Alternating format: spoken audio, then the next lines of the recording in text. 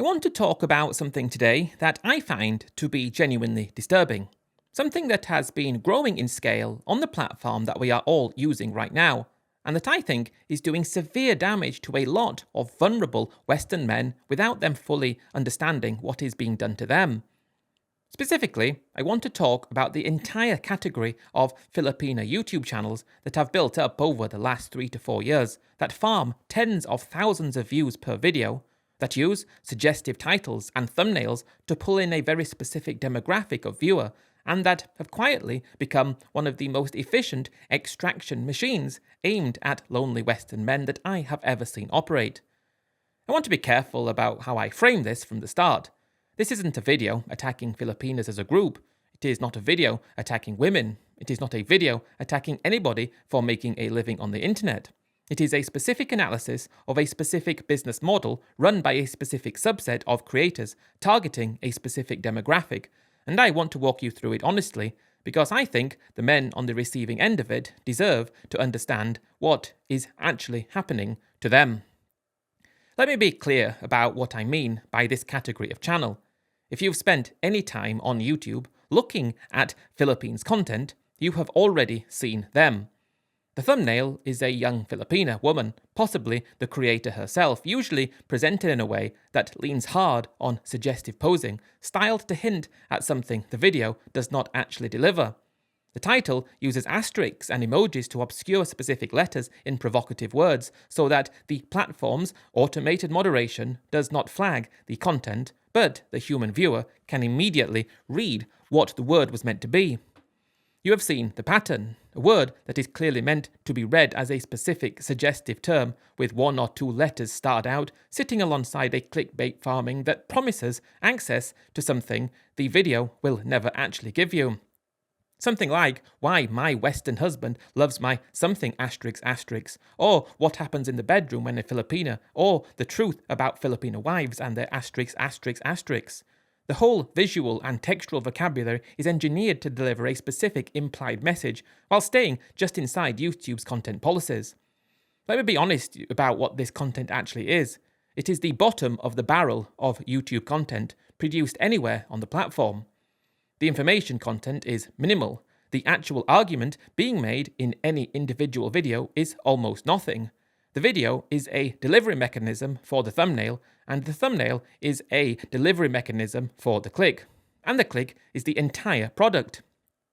Everything downstream from the click, the actual video itself, the actual commentary, the actual advice being given, is filler wrapped around the specific commercial transaction that the click itself is doing.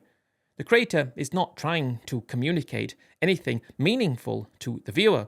The creator is trying to generate the maximum number of views per video because the number of views is what turns into advertising revenue at the end of the month. And that is the entire point of the operation. Let me be specific about the mechanics, because if you have not paid close attention, you might not appreciate how brazenly the visual and textual vocabulary has been engineered. The asterisks placed inside provocative words to obscure specific letters, so the platform reads a censored word, but the viewer immediately fills in what the word was meant to be. The emojis stacked next to suggestive phrasing to reinforce the sexual implication without ever writing it out. The thumbnails showing a Filipina in a domestic setting styled and posed in a way that signals availability, framed in a way that suggests intimacy. The overall visual language has been tested, iterated, and optimized across thousands of videos by thousands of creators, and the specific version that survives on the platform now is the version that produces maximum click rate while clearing the specific rules that the algorithm enforces. This is not amateur content produced by amateur creators. This is professionally optimized view farming produced by creators who have learned exactly what works. And the specific advantage that makes this content strategy so viable in the Philippines, more than in any other country in Southeast Asia, is one thing above all others: English. The Filipina content creator can produce content in English at a level that no equivalent Thai, Vietnamese, Indonesian, or Cambodian creator can match. That English ability is what lets her deliver the suggestive framing directly to the Western viewer without the mediation of subtitles or translation, and it is what turns the Philippines into the most efficient producer of this content anywhere in the region. English is the vector. Without it, the content strategy would not work at anything like the same scale. Now let me describe the type of Western man being targeted by this content strategy, because if I do not describe him honestly, I'm not going to be able to help him. He is usually over 50, usually divorced or widowed. He is usually isolated from his adult children and from the friend network of his younger life. He's watched his social circle contract to almost nothing over the last decade. He has time on his hands. He is lonely. He is lacking female attention. He is lacking the specific validation that a young woman appearing to be interested in him provides. And he is lacking the worldly knowledge to recognize that what he is watching is not real, is not aimed at him personally, and is not offering him anything that would translate into a healthy relationship in the physical world. This is not necessarily a stupid man, I want to be clear about that. This is a lonely man in a specific set of life circumstances, whose vulnerabilities are being farmed by a content strategy that has been optimized specifically for men in his position.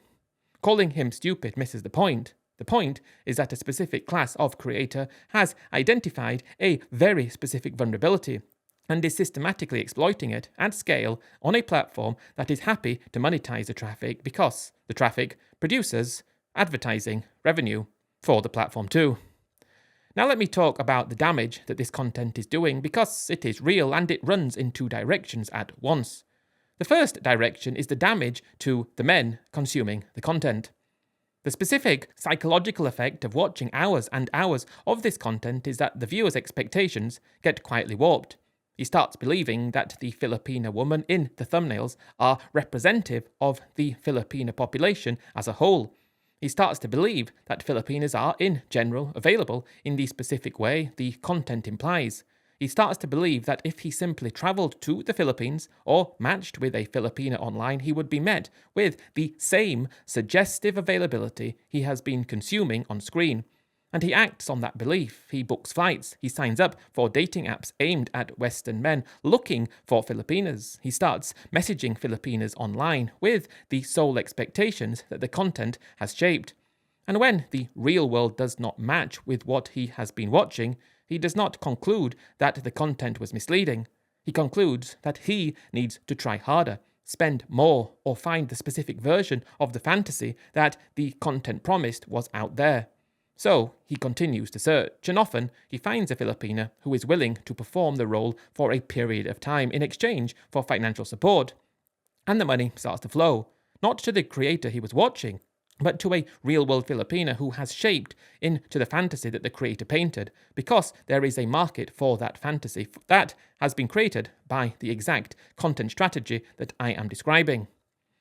The second direction is the damage to the reputation of Filipinas as a whole, and specifically to the modest, sincere Filipinas who might genuinely be interested in a foreign partner for entirely legitimate reasons. Because the Filipinas who run these channels are not representative of most Filipino women. They are a specific subset who have chosen a specific content strategy, and the strategy is unrepresentative of the wider Filipino population in exactly the same way that any suggestive content-focused subset of any nationality is unrepresentative of that nationality. But because these channels are so visible, because the algorithm pushes them so aggressively, because the volume of content they produce is so high, they end up shaping the Western male perception of Filipinas as a whole, and that perception damages the reputation of every honest Filipina, whether she is looking for a foreign partner or not, whether she has ever appeared on YouTube or not. The Filipina schoolteacher in Cebu, who might genuinely have hit it off with a Western man of her own age, the Filipina nurse working in Manila, who might have made a wonderful long-term partner for somebody willing to meet her on equal terms. The Filipina professional in her 30s, who has built a career, has built her own life, and might genuinely be open to marrying somebody from a different country. All of these women, and there are millions of them, get quietly painted with the reputation of a content strategy that has nothing to do with them, because a specific subset of creators has been so aggressive in gaming this algorithm that the algorithm now associates the word Filipina with the specific content type that they produce. That is not fair to those women. That is not fair to the reputation of the Philippines as a country, and it is not fair to the Western men who genuinely might have found something real and meaningful in the Philippines if the information environment that they were operating in had not been so thoroughly distorted by the specific content strategy that I am talking about today. So what should you do if you are a Western man who has caught himself watching such channels? Let me be direct. Stop. Unsubscribe. Do not click on the next suggestive thumbnail that the algorithm shoves to you. Recognize what you are consuming is warping your expectations of an entire nationality of women, and that the expectations being planned in your head will cost you real money in the real world when you act on them. The content is not offering you information about the Philippines. It is offering you a fantasy about the Philippines, and the fantasy has been engineered by creators who have no interest in whether you build a healthy life afterwards. If you want a genuine and real relationship with a Filipina, the only way to find one, I suppose, is not through a YouTube channel with an asterisk in the title. It is through the same process that produces genuine relationships anywhere in the entire world.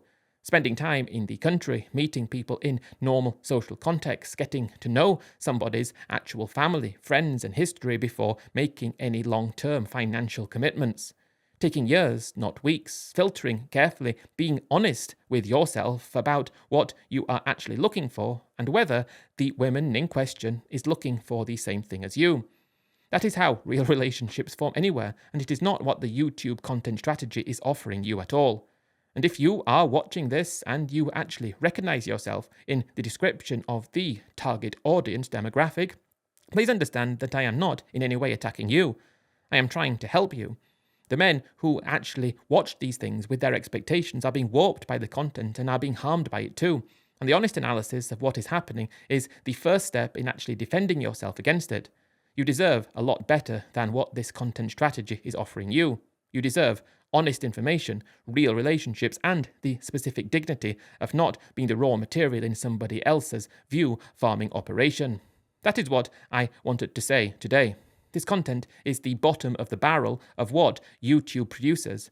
It is aimed at a specific demographic. It is doing genuine harm both to the men consuming it and to the modest Filipinas whose reputations get quietly stained by association with it. And the men who understand what is happening to them can step out of the trap before it costs them any of their real, long-term, built-up, saved money. Be very careful out there in the Philippines and anywhere in the world. This sort of thing should not have a place on YouTube, in my opinion. But again, I could be wrong. What do you guys think? Anyway, cheers, catch you in the next one, and bye for now.